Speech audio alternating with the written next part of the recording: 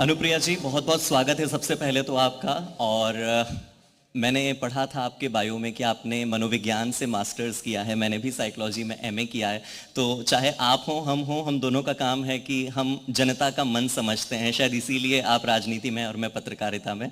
और यही है मनोविज्ञान जो आपको लोगों को समझने में मदद करता है। एक वीडियो आपका सोशल मीडिया पर काफी दिनों से मैं देख रहा था और काफी वायरल भी है वो वीडियो, कई लोगों ने रीट्वीट किया है उस वीडियो को, जिसमें आप एक बच्चे के साथ खिलखिलाती हुई नजर आ रही हैं, आपका बचपना नजर आ रहा है, उसमें केंद्रीय मंत्री नजर नहीं आ रही हैं, उसमें अपना दल सोनेलाल की वो मजबूत दावेदार नजर नहीं आ रही हैं, उसमें एक छोटी बच्ची नजर आ रही है और जिस तरह की मुस्कान इस वक्त आपके चेहरे पर है, ये खिलखिलाहट नजर आ रही थी। ऐसा लग रहा था कि शायद 28 साल की उम्र में एक पार्टी की स्थापना करना और बहुत जल्दी बड़े हो जाना, क्योंकि परिस्थितियां ऐसी रही, पिताजी का जाना, उसके बाद परिवार में जो कुछ होना, इस वजह से परिस्थितियों ने आपको बहुत जल्दी बड़ा बना दिया, बहुत मैच्योर बना दिया। कभी बचपना याद आता है, लगता है कि वापस बचपने में चले जाऊं? क्योंकि उस वीडियो का कैप्शन था, दौलत भी ले लो, शोहरत भी ले लो, भले छीन लो मुझसे मेरी जवानी, मगर मुझको लौटा दो बचपन का सावन, वो कागज की कश्ती और बारिश का पानी। मैं एक बात यहाँ उपस्थित सभी ऑडियंस से कहना चाहती हूँ, हम सभी के अंदर एक बचपन हमेशा जीवित रहना चाहिए। ये तो जीवन की एक यात्रा होती है, हम जन्म लेते हैं, हमारा बचपन होता है, जवानी होती है, बुढ़ापा होता है, लेकिन जवानी और बुढ़ापे में भी अपने भीतर के बच्चे को कभी मरने नहीं देना चाहिए। तो मैं हमेशा अपने उस साइड को जीने देती हूँ, क्योंकि मैं उसे बहुत एंजॉय करती हूँ, मुझे बहुत अच्छा लगता है। और बच्चों के बीच में आप जाइए, छोटे बच्चों के बीच में बचपन बेफिक्र होता है, और बच्चों के बीच में आप जाइए, आपको इतना ढेर सारा प्यार, हंसी, खुशी, उल्लास, उछलते कूदते बच्चे, उनमें कोई मैनिपुलेशंस नहीं होते, सिर्फ मासूमियत होती है। वो मुझे बहुत अट्रैक्ट करता, आज से नहीं हमेशा से। तो मैं बच्चों के बीच में जाती हूँ तो मैं उनसे बहुत नेचुरली जुड़ जाती हूँ, मैं इसको बहुत एंजॉय करती हूँ और ये नेचुरल है, इसमें कोई एफर्ट नहीं लगता। बच्चों की बात हुई है तो आपके भी बच्चे हैं, तो कभी ऐसा होता है कि माँ भी मंत्री, पिता भी मंत्री, दोनों जब जॉब में होते हैं तभी बच्चों को वक्त नहीं दे पाते। मिनिस्टर्स के बच्चे कैसे बड़े होते हैं? आप लोगों के घर में बच्चों को कभी महसूस होता है कि मम्मी पापा नहीं है घर में, टाइम नहीं दे पा रहे हैं, ऐसा कुछ? मेरे बच्चे नहीं हैं, लेकिन घर में और बहुत सारे बच्चे हैं, और बच्चों के साथ समय भी हम निकाल लेते हैं, बच्चों के साथ एंजॉय भी कर लेते हैं, और मुझे लगता है सारा काम हो जाता है। बच्चों को वक्त देना बहुत ज़रूरी होता है, तो मैं तो एंजॉय करती हूँ बच्चों के साथ। मैम, ये तो इमोशंस की, लगाव की, संबंधों की, रिश्तों की बात हुई। अब कुछ सियासत की बात कर लेते हैं।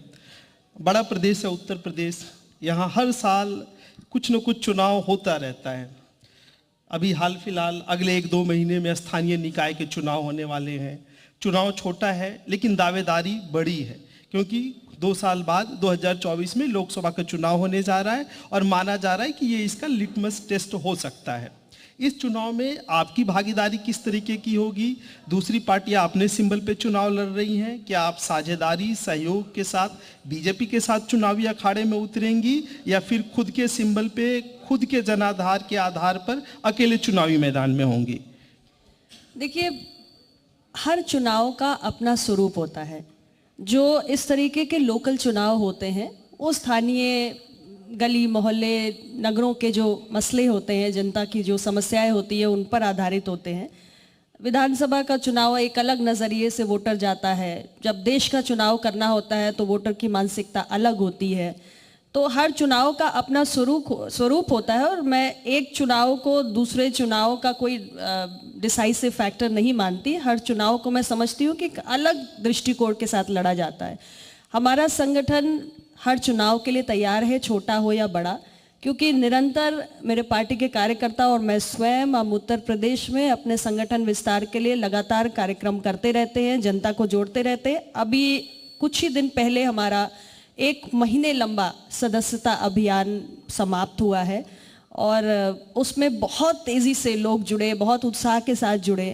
तो किसी भी चुनाव के लिए हम तैयार हैं। निश्चित रूप से भारतीय जनता पार्टी हमारा सहयोगी दल है, बड़ी पार्टी है और हमने कई विधानसभा लोकसभा चुनाव अब साथ में लड़े हैं। लोकल चुनाव को लेकर पार्टी लीडरशिप के साथ चर्चा करके ही हम तय करेंगे, लेकिन वैसे हर स्थिति में हमारी पार्टी हर चुनाव के लिए तैयार रहती है। कुछ दिन पहले आपकी पार्टी को 2 महत्वपूर्ण कामयाबी मिली। पहली, जिसका जिक्र आप खुद कर रही हैं कि पिछले 1 महीने के दौरान तकरीबन 1 करोड़ सदस्यों को आपने अपने साथ जोड़ा, अपनी पार्टी के साथ जोड़ा। दूसरी बड़ी कामयाबी ये है कि स्टेट पॉलिटिकल पार्टी का दर्जा आपको मिल गया है। आप यूपी जैसे सूबे में, जहां तरह तरह के किस्म किस्म के सियासी मुद्दे हैं, सामाजिक मुद्दे हैं, वहां आप तीसरी सबसे बड़ी पार्टी के रूप में सामने आई हैं।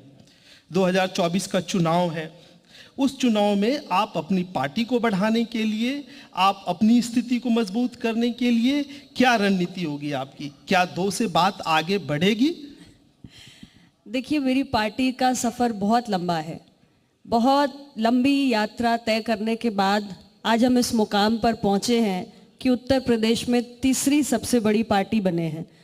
तो ये मेरे कार्यकर्ताओं की, जो मैं कहूँगी कि जवानी से बुढ़ापे में आ गए, ये उनका संघर्ष है, उनकी तपस्या है और उनका संयम भी है, क्योंकि बहुत धैर्य रखना पड़ता है जब आप लंबी दूरी तय करते हैं। लेकिन उसके कारण आज ये संभव हुआ है। हम उत्तर प्रदेश से लेकर देश के सदन में है। रही बात सीटों की संख्या को लेकर, तो विधानसभा चुनाव में आपने देखा कि एक वृद्धि हमारे चुने हुए जनप्रतिनिधियों की संख्या में हुई है। भविष्य में हम भारतीय जनता पार्टी के साथ मिलकर चुनाव लड़ेंगे। फिलहाल सीटों के बंटवारे को लेकर अभी कुछ भी टिप्पणी करना मेरे लिए थोड़ा जल्दबाजी होगी। समय आने पर हम इसका भी खुलासा करेंगे।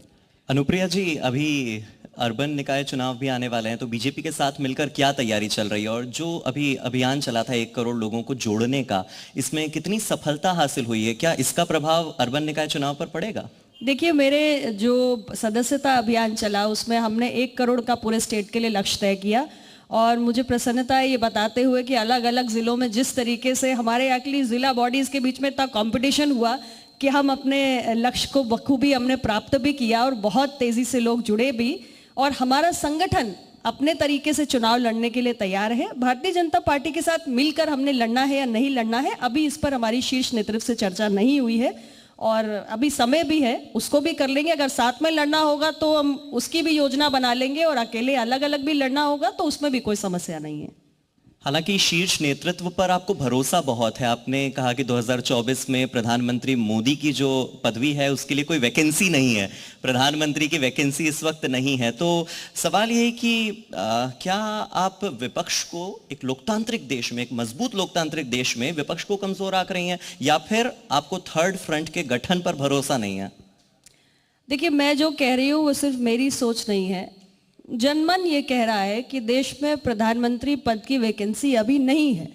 माननीय प्रधानमंत्री जी के प्रति जनता के मन में एक विशेष स्थान है और उसके बहुत सारे कारण हैं। गरीब कल्याण की योजनाएं जिस तरीके से चलाई गई, एक एक गरीब व्यक्ति तक, अंतिम पंक्ति पर खड़े हुए व्यक्ति तक ये पहुंची है, उससे लोगों के जीवन में एक सकारात्मक बदलाव आया है। इसके अलावा जितने भी हमारे डेवलपमेंटल इनिशिएटिव्स हैं, चाहे आप इंफ्रास्ट्रक्चर की दृष्टि से देख लीजिए या जो भी तमाम एजुकेशन, हेल्थ, टेक्नोलॉजी, इंडस्ट्री, ऐसा कोई भी क्षेत्र नहीं है जिसको सरकार ने अनछुआ छोड़ रखा हो। तो ये सारा जो एक ओवरऑल देश को 2047 में देश कैसा दिखे, आत्मनिर्भर दिखे, उस विजन को लेकर जो हम चल रहे हैं, उसके आधार पर मैं कह रही हूँ कि उसके लिए वैकेंसी नहीं है। विपक्ष टुकड़े टुकड़े में है, विपक्ष एकजुट नजर नहीं आ रहा है। विपक्ष का कोई एजेंडा, कोई एक उनकी सोच या देश के लिए क्या करना चाहते हैं उसका कोई ब्लूप्रिंट या पूरे विपक्ष को साथ लेकर चलने वाला कोई एक चेहरा, कोई प्रधानमंत्री का फेस, कोई लीडर, कहीं कुछ ऐसा जब नजर नहीं आ रहा है तो किस आधार पे कहा जाए कि जनता के मन में कोई और विकल्प आ सकता है? विकल्प नजर ही नहीं आ रहा, अभी विकल्पहीन है और प्रधानमंत्री जी लोगों के मन में बसे हुए हैं। अनुप्रिया जी, आपने सरकार की उपलब्धियों के बारे में बताया कि प्रधानमंत्री मोदी इतने लोकप्रिय क्यों हैं। बीजेपी के साथ आप 4 बार चुनाव लड़ चुकी हैं, थोड़ा हम लोग और ऑब्जेक्टिव, थोड़ा माइक्रो लेवल पे बात करें तो आप मिर्ज़ापुर के लिए 2 बार आप प्रतिनिधित्व कर रही हैं, दूसरी बार आपका टेन्योर है। मिर्ज़ापुर के लिए 4 बड़ी उपलब्धियां जो आपने मिर्ज़ापुर को आपने दी। आप अपने मंत्रालय की तरफ से कोई 4 उपलब्धियां बताएं जिन उपलब्धियों के आधार पर 2024 में आप बहुत मजबूत दावेदारी पेश करेंगे। बिल्कुल, मेरा क्षेत्र मिर्ज़ापुर में 2014 में पहली बार चुनाव लड़ने गई तो बिल्कुल नया था मेरे लिए, मैं उनके लिए नई थी और ऐसी परिस्थिति में मेरा सांसद बनना और लोगों का मुझ पर विश्वास करना, और मुझसे ज़्यादा मोदी जी पर विश्वास था, मैं आपके मंच से कह रही हूँ क्योंकि मैं बहुत नई थी उस क्षेत्र के लिए। लेकिन मेरे लिए एक चुनौती थी कि जिस क्षेत्र की जनता ने मुझे इतनी ऊंचाइयों पर पहुँचाया है, मुझे कुछ वापस करना है। और मैं सरकार में शामिल हुई 2016 में। उसके बाद स्वास्थ्य राज्य मंत्री के रूप में मैं मिर्ज़ापुर के लिए बहुत पिछड़ा हुआ क्षेत्र है, वहाँ एक मेडिकल कॉलेज मैंने अपने मंत्रालय से अप्रूव कराया। वो मेडिकल कॉलेज बनकर तैयार है, 2nd बैच ऑफ MBBS वहाँ पर पढ़ाई कर रहा है और इस वक्त आप जाकर देखेंगे तो मतलब आपको बहुत अच्छा फील होगा। मिर्ज़ापुर के लोगों ने कभी कल्पना नहीं की थी कि यहाँ पर मेडिकल कॉलेज बनेगा, लेकिन अब सारी सीट्स फुल है, बच्चे वहाँ पढ़ रहे हैं। स्वास्थ्य मंत्री रहते रहते ही मैंने केंद्रीय विद्यालय मिर्ज़ापुर में नहीं था, उसकी भी स्थापना कराई। इसके अलावा जो हमारा नेशनल हाईवे वहाँ से गुजरता है उसकी 4 लेनिंग कराई और पासपोर्ट ऑफिस हमने वहाँ पे बनवाया। ऐसे बहुत सारे काम हुए। अभी मैं दोबारा से फिर 2021 में वाणिज्य और उद्योग मंत्री के राज्य मंत्री बनी, तो मैंने पहले अपने मंत्रालय को समझा और हमारा मंत्रालय 2 चीज़ों पर ध्यान दे रहा है। एक तो हम एक्सपोर्ट प्रमोशन कैसे करें, दूसरा हम मैन्युफैक्चरिंग कैसे बढ़ाएं, इंडस्ट्रियल ग्रोथ को हम कैसे सपोर्ट करें। तो जहाँ तक एक्सपोर्ट्स की बात है, अभी सितंबर महीने में 2 बड़े प्रोजेक्ट्स, एक तो मेरे मिर्ज़ापुर क्षेत्र में चुनार क्षेत्र आता है। चुनार में हमने, क्योंकि ये पूरा कृषि उत्पाद की बेल्ट है, किसान बड़ी संख्या में है, किसान अपना अनाज, धान, गेहूँ, सब्जी, फल पैदा करते हैं, लेकिन कहाँ तक पहुँच है? मंडी तक पहुँच है। अगर हम एग्रीकल्चर को एक्सपोर्ट करना शुरू करें तो किसानों की आमदनी भी बढ़ती है और फॉरेन एक्सचेंज तो हम अर्न करते ही हैं। तो मैंने अपने मिर्ज़ापुर के चुनार में 6 सितंबर को एक एक्सपोर्ट फैसिलिटेशन सेंटर, उसका शिलान्यास करवा दिया है। अभी साल भर में वो बनकर तैयार हो जाएगा। तो किसानों को अपना धान, अनाज, सब्जी, फल जो भी वो पैदा करते हैं वो उनको वहाँ से बाहर दुनिया के बाजारों में भेजने में सहूलियत होगी। और ये एक इंटीग्रेटेड कॉम्प्लेक्स है जो केवल मिर्ज़ापुर के लिए नहीं बल्कि ये पूरा जो क्षेत्र है, बनारस, गाजीपुर, चंदौली, भदोई, प्रयागराज, ये पूरा जो लगा हुआ क्षेत्र है, एक्सपोर्ट फैसिलिटेशन सेंटर हमारे पूर्वांचल में कहीं नहीं है। तो ये पूरे क्षेत्र के लिए एक बहुत बड़ी उपलब्धि है, एक मील का पत्थर है। इसी के ठीक एक दिन पहले 5 सितंबर को, क्योंकि अब आप एक्सपोर्ट तो करना चाहते हो लेकिन आपके पास ट्रांसपोर्ट की, माल ढुलाई की क्या व्यवस्था है, तो मैंने चुनार रेलवे स्टेशन पर ही, वहीं पर 7000 स्क्वायर मीटर्स में रेल मंत्रालय में बात करके वहाँ पे कॉनकॉर के माध्यम से एक लॉजिस्टिक पार्क का भी शिलान्यास करवा दिया कि अब इसके ज़रिए जो कंटेनर्स होंगे और जो रीफर कंटेनर्स होंगे उनके माध्यम से केवल एग्रीकल्चर प्रोडक्ट ही नहीं बल्कि आसपास में, जैसे हमारे यहाँ मिर्ज़ापुर भदोई में कालीन बनता है, बनारस में हमारे यहाँ बहुत सारा हस्तशिल्प है, लकड़ी के खिलौने हैं, मिट्टी की पॉटरी है, तो तमाम इस तरीके का आसपास रेणुकूट में जो प्रोडक्ट्स पैदा होते हैं या नैनी में कांच का सामान होता है, वो सब कुछ उस लॉजिस्टिक की व्यवस्था जो की है लॉजिस्टिक पार्क में, ट्रेन के कंटेनर्स के जरिए बंदरगाहों तक पहुँचेगा और दुनिया के बाजारों में जाएगा। तो ये मेरे कॉन्स्टिट्यूएंसी में हुआ। कल आप बहुत अच्छे मौके पर मुझसे सवाल पूछ रहे हैं। मिर्ज़ापुर में कसरट्टी मोहल्ला है जहाँ पे हमारे कसेरा समाज के लोग पीतल के पारंपरिक व्यापार में लगे रहते हैं। मेरे मन में ये भाव आया कि अगर हमारे मुरादाबाद से पीतल का हम सामान एक्सपोर्ट कर सकते हैं तो मिर्ज़ापुर में क्यों ना ऐसा किया जाए। उनको किस तरीके के सपोर्ट की या सुविधाओं की आवश्यकता है। तो कल मैं अपने मंत्रालय के उच्च अधिकारियों को और सारे पीतल व्यवसायियों को और कालीन निर्यातकों को बुला के एक बहुत बड़ी मीटिंग करने जा रही हूँ मिर्ज़ापुर में, जिसमें उनसे एक संवाद होगा, उनकी समस्याओं को समझ के हम अपने मंत्रालय के माध्यम से क्या उनको फैसिलिटेट कर सकते हैं जिससे वो प्रोडक्शन भी बढ़ा सके और एक्सपोर्ट के लायक बन सके। कल ये मिर्जापुर में होने जा रहा है। तो अनुप्रिया जी, आपने भी बात की कि कल एक बैठक होगी। इससे पहले भदोही में भी आप इंडिया कारपेट एक्सपो में शामिल हुई थी, जहां पर तकरीबन 63 देशों के कारोबारी आए थे। तो इस क्षेत्र में उपलब्धियां तो बहुत हैं और पोटेंशियल भी बहुत है, लेकिन महिलाओं के लिए, लड़कियों के लिए क्या रोजगार के कोई अवसर इस कालीन कारोबार के माध्यम से अलग अलग देशों में? देखिए, ये कारपेट एक्सपोर्ट प्रमोशन काउंसिल ने पहली बार यहाँ पे इतना बड़ा इंटरनेशनल इवेंट किया। उत्तर प्रदेश की सरकार ने एक बहुत state of the art facility carpet expo mart के रूप में बनाई है और आप जानते हैं कि Bhadohi town of export excellence है और हमारे भदोही और मिर्जापुर का जो हस्तनिर्मित कारपेट है, हैंड नॉटेड कारपेट है, ये पूरे दुनिया में विश्वविख्यात है और बहुत बड़ा एक्सपोर्ट में इसका कंट्रीब्यूशन है। अकेले मिर्जापुर का मैं एक साल का बताऊं तो 900 करोड़ का है, तो ये भदोही का मिला दे तो हजारों करोड़ का कंट्रीब्यूशन एक्सपोर्ट्स में है हमारा। तो इसमें ज़रूरी था कि हम एक ऐसा एफर्ट करें। तो आपने जो खुद ही कहा कि यहाँ 53 देशों के ग्लोबल बायर्स आए और 500 करोड़ के लगभग का कारोबार हुआ इन 4 दिनों के एग्जीबिशन में। सबसे ज़्यादा इसकी जो वीविंग है उसमें जो आप कह रहे हैं कि हमारी महिलाएं भी इन्वॉल्व हैं और गांव-गांव तक ये पूरा नेटवर्क फैला हुआ है। और जो 500 करोड़ के ऑर्डर्स मैं आपको बता रही हूँ, अगर मिले, अगर इस एफर्ट को हम कंटिन्यू करेंगे तो और भी ज़्यादा जो लोकल्स हैं, जो स्थानीय लोग हैं, वो इसमें और ज़्यादा जुड़ेंगे, क्योंकि ये हमारी एक परंपरा है, ये हमारी एक कहना चाहिए विशेषता है क्षेत्र की। इकोनॉमी इस पर निर्भर करती है और एक्सपोर्ट्स बढ़ रहे हैं हमारे कारपेट के, यानी ज़्यादा से ज़्यादा लोग बना रहे हैं, कालीन बेच रहे हैं, ज़्यादा लोग जुड़ रहे हैं, ज़्यादा रोजगार मिल रहा है। तो एक्सपोर्ट के हमारे टारगेट्स भी बढ़ रहे हैं और उसमें कारपेट सेक्टर का भी बढ़ा हुआ कंट्रीब्यूशन देखने को मिल रहा है। इस तरीके के इवेंट्स जब बिजनेस को बढ़ाते हैं तो और लोगों को रोजगार के अवसर मिलते हैं, जिसमें घर की महिलाएं भी शामिल होती हैं। मैम, आपको पूर्वांचल की उम्मीद के तौर पर देखा जाता है। पूर्वांचल में सियासत खूब होती है, एजुकेशन सेक्टर में भी यहाँ के लोग काफ़ी ऊंचे ओहदे पे हैं, अच्छे पदों पे हैं। इसके बावजूद कृषि आधारित जीविकोपार्जन की वजह से ये इलाका पूरा का पूरा पिछड़ा हुआ है। तमाम कोशिशों के बावजूद पूर्वांचल की स्थिति, दशा और दिशा में बहुत आमूल चूल परिवर्तन नहीं हुआ। खुशकिस्मत है पूर्वांचल की, आपके पास उद्योग और वाणिज्य मंत्रालय है। तो इस मंत्रालय के जरिए आप पूर्वांचल की तकदीर, तस्वीर को आप किस तरीके से बदल सकती हैं? क्या सपना है इस पूरे इलाके को लेकर, इस सूबे को लेकर? देखिए, एक तो जो मैंने आपको उदाहरण दिया एक्सपोर्ट प्रमोशन का, क्योंकि आपने स्वयं ये कहा कि कृषि उत्पादन ही आजीविका का मुख्य आधार है।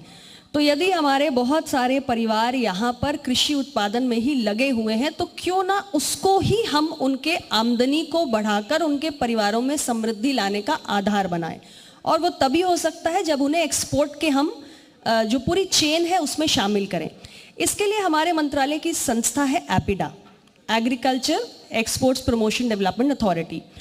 वो पूरी तरीके से इस क्षेत्र में, पूर्वांचल में एक एक जिले में जाकर किसानों के लिए निरंतर कैपेसिटी बिल्डिंग ट्रेनिंग प्रोग्राम कर रही है। उन्हें बायर सेलर मीट के जरिए, ट्रेनिंग के जरिए समझा रही है कि कैसे एक्सपोर्ट के लायक वो अपने प्रोडक्ट को बना सकते हैं, उसमें वैल्यू एडिशन कर सकते हैं और कैसे एक्सपोर्टर से लिंक होकर उसको दुनिया के बाजारों में बेच सकते हैं।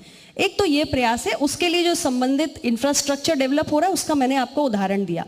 इसके अलावा आप देखिए, इंडस्ट्रियल कॉरिडोर की मैं बात करूं, जैसे हमारा AKIC है अमृतसर से लेकर कोलकाता तक, तो पंजाब, हरियाणा, उत्तराखंड, यूपी, बिहार, झारखंड, बंगाल तक जाएगा। उसमें हम जगह जगह मैन्युफैक्चरिंग नोड्स डेवलप कर रहे हैं। तो एक मैन्युफैक्चरिंग नोड इलाहाबाद में, दूसरा आगरा में। तो जब यहाँ हम एक बहुत बड़ा इंडस्ट्रियल मैन्युफैक्चरिंग हब विकसित करेंगे तो इसमें स्वतः ही बहुत सारे लोगों को रोजगार मिलेगा। एक और एग्जाम्पल मैं आपको देना चाहती हूँ स्टार्टअप्स का। जो हमारे पढ़े लिखे युवा हैं, वो अब आप देखिए कि भारत दुनिया का तीसरा सबसे बड़ा स्टार्टअप इकोसिस्टम बन गया है।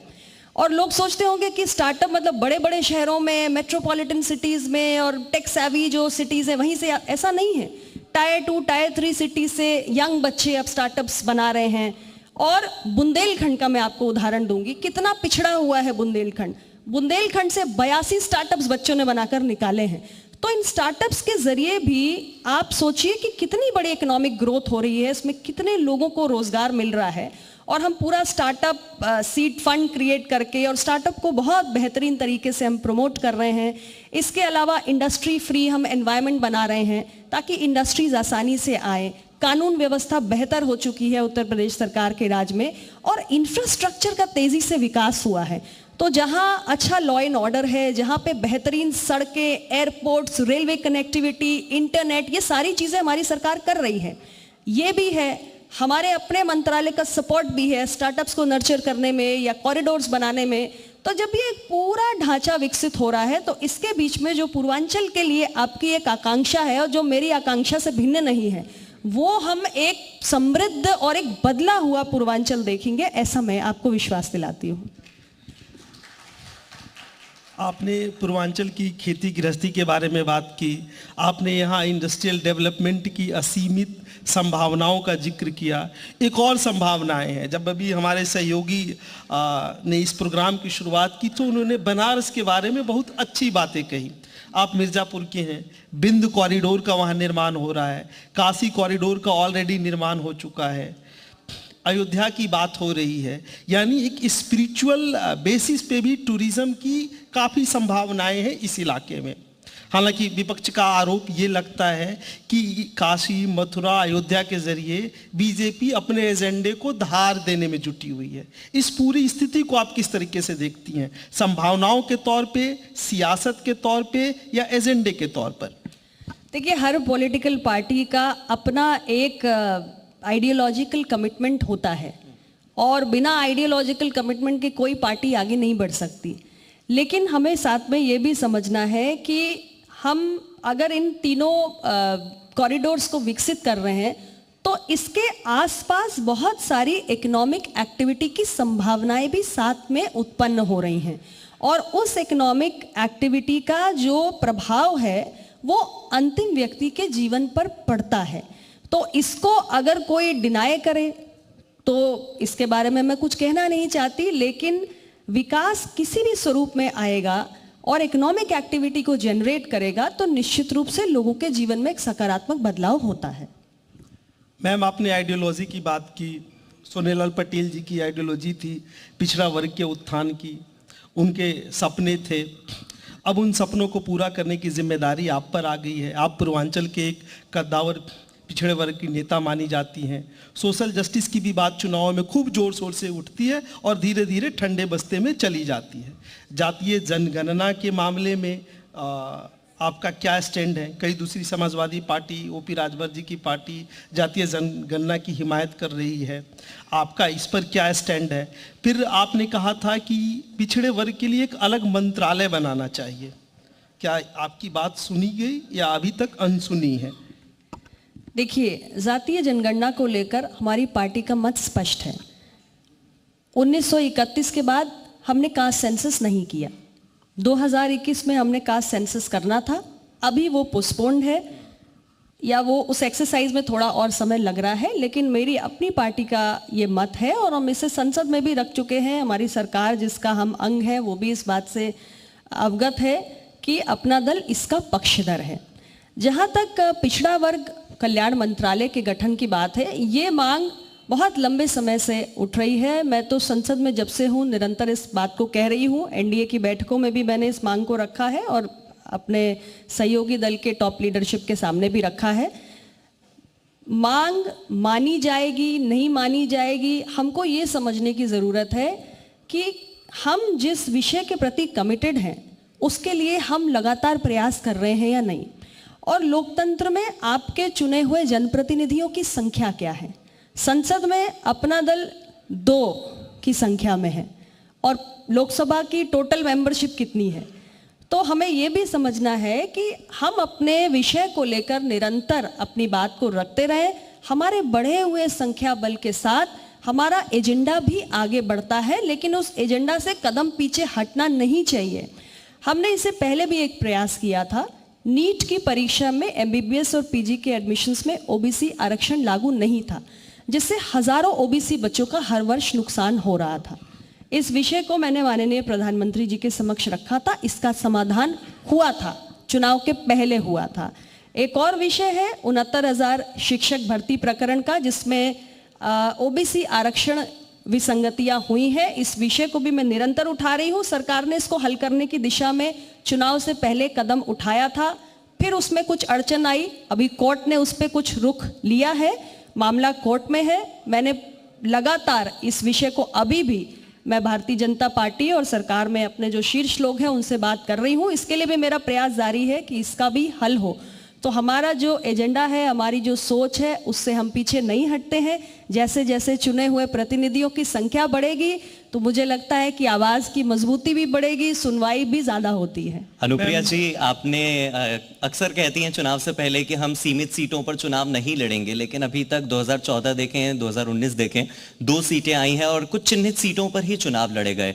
तो ऐसे में सवाल यही कि अपना दल सोनेलाल का कद 2024 में कितना बढ़ेगा? आपने जिक्र किया कि अभी शीर्ष नेतृत्व से बात नहीं हुई है, वो बात अलग है, लेकिन अपना दल सोनेलाल की संस्थापक और अध्यक्ष से यह सवाल है कि अपना दल का कद कितना बढ़ेगा, कितनी सीटें? 2 से 20 करोड़ मैप क्या है?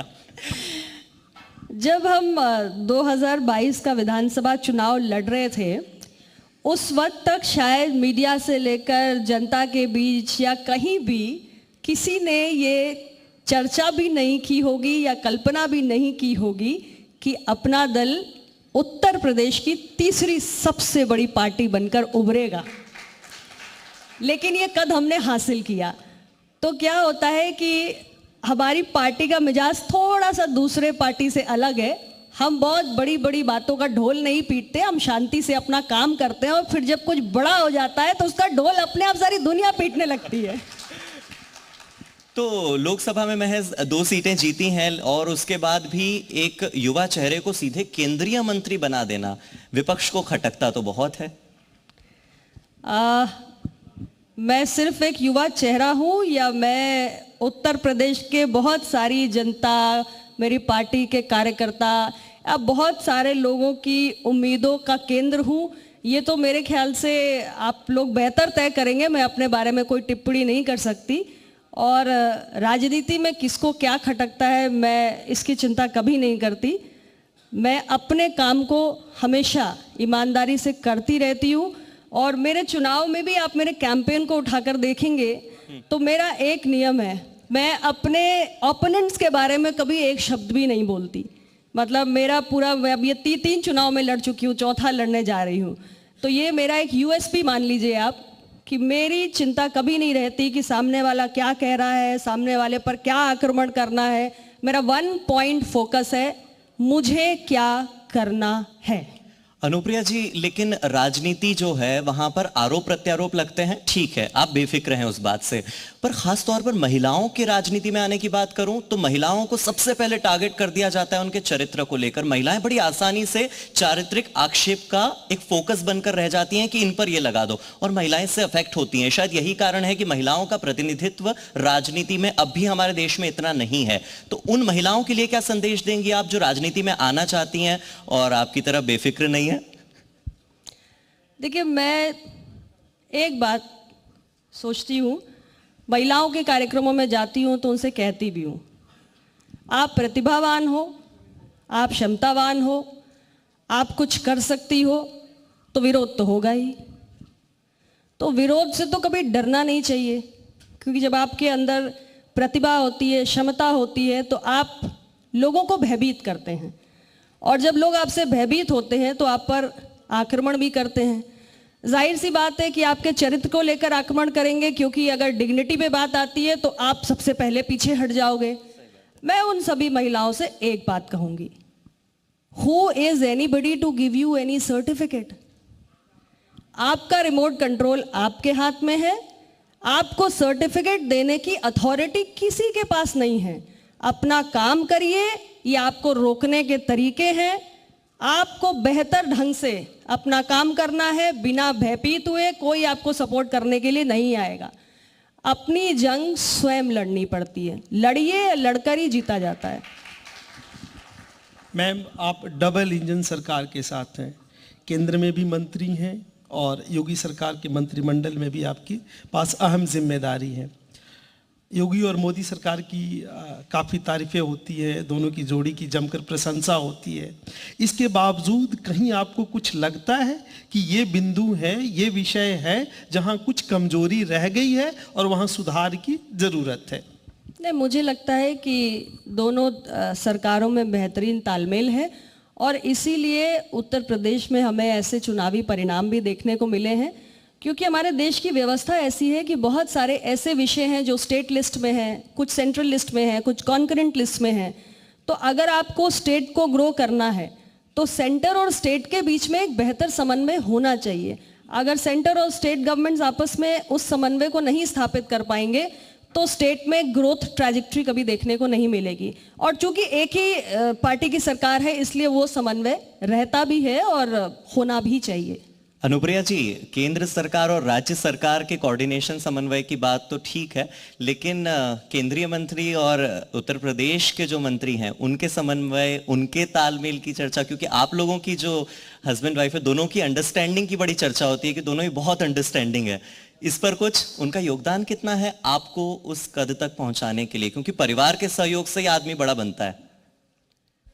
देखिए, किसी भी व्यक्ति के सफलता के पीछे कभी कोई एक कारण नहीं होता है।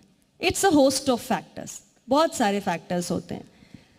मैं जहाँ हूँ आपके सामने आज जिस पोजीशन पे, उसके पीछे मेरे अनगिनत कार्यकर्ताओं का संघर्ष है, मेरे पिता की तपस्या है, उनका संघर्ष है, साथ में मेरे जीवन साथी का अपना सहयोग है, मेरे अपना परिश्रम है, तो और बहुत सारे और शुभ चिंतक होते हैं जो आपकी पार्टी से जुड़े नहीं होते हैं लेकिन फिर भी किसी ना किसी वे में योगदान करते हैं।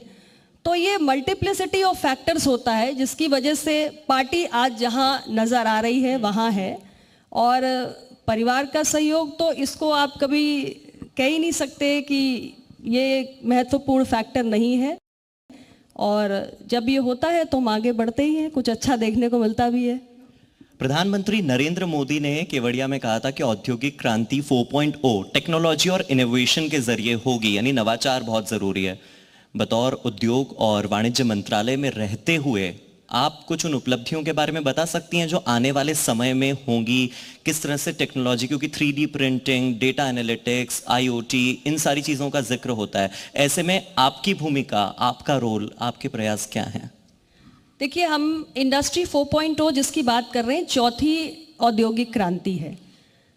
It talks about latest technology, it talks about adoption of latest mechanisms, innovation, इन सारी चीज़ों की बात करती है। तो उसमें आर्टिफिशियल इंटेलिजेंस भी है, इंडस्ट्रियल इंटरनेट ऑफ थिंग्स भी है, इसमें क्लाउड कंप्यूटिंग भी है, तो मशीन लर्निंग भी है। घुमा फिरा के हमें smart factory, smart manufacturing, smart processing, smart industry की ओर बढ़ना है। क्योंकि जब हम इन स्मार्ट टेक्नोलॉजीज को अडॉप्ट करेंगे तब हम जो एक ग्लोबल मैन्युफैक्चरिंग हब बनने का जो हमारा सपना है, तो हम अपने मैन्युफैक्चरिंग को, विनिर्माण को ट्रांसफॉर्म कर पाएंगे उस तरीके से। हमारा मंत्रालय इस विजन को पूरा करने के लिए बहुत सारे प्रयास कर रहा है। जैसे हम मल्टी मॉडल लॉजिस्टिक कनेक्टिविटी कैसे हम देश के अंदर उसको क्रिएट करें। आप प्रधानमंत्री गति शक्ति मास्टर प्लान के बारे में जानते हैं, वो एक बहुत बड़ा प्रयास है। या जो हमने अपने इंडस्ट्री को एक बेहतर इंडस्ट्री फ्रेंडली या इंडस्ट्री कंड्यूसिव माहौल देने के लिए बहुत सारे कदम उठाए। हम ग्लोबल इनोवेशन इंडेक्स में आज कहाँ खड़े हैं, या हम ease of doing business ranking हमारी बढ़ गई, या हम national single window portal launch कर रहे हैं। ये सारे प्रयास जो हैं, कैसे हम इंडस्ट्री के लिए सहूलियत को बढ़ाएं, ब्रांड इंडिया कैसे क्रिएट करें, तो ये सारे प्रयास सिर्फ इसलिए हैं कि इंडिया मैन्युफैक्चरिंग की दृष्टि से ग्लोबल हब बने। अनुप्रिया जी, आखिरी सवाल आपसे यही लेना चाहेंगे कि जैसे हम टीआरपी की रेस में नहीं हैं क्योंकि हम जनता पर भरोसा करते हैं, आप जनता पर भरोसा करती हैं, लेकिन आने वाले चुनावों में जनता आप पर भरोसा करे, इसके लिए कोई आखिरी संदेश हमारे चैनल के माध्यम से जनता के लिए?